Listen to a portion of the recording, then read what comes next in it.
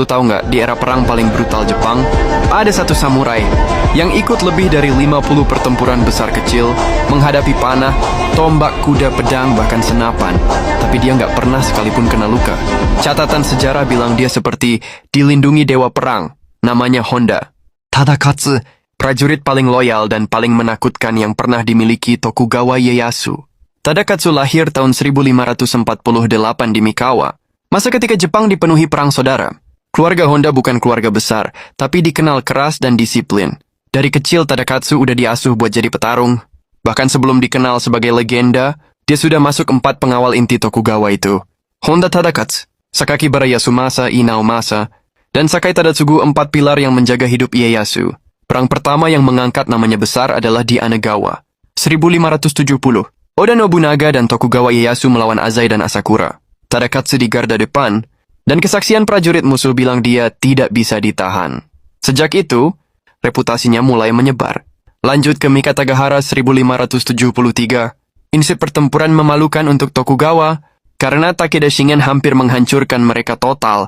Tapi Tadakatsu-lah yang menahan pasukan Takeda lama cukup untuk memberi waktu. Ieyasu kabur. Dia maju sendirian di antara ribuan kavaleri Takeda. Datetekiu luar hidup tanpa cedera fatal. Peristiwa ini membuat Ieyasu sadar. Manusia ini dibangun dari sesuatu yang berbeda. Salah satu alasan dia begitu terkenal adalah simbol yang dia pakai. Helmnya bertanduk rusa besar, bikin dia kelihatan kayak makhluk mitologi.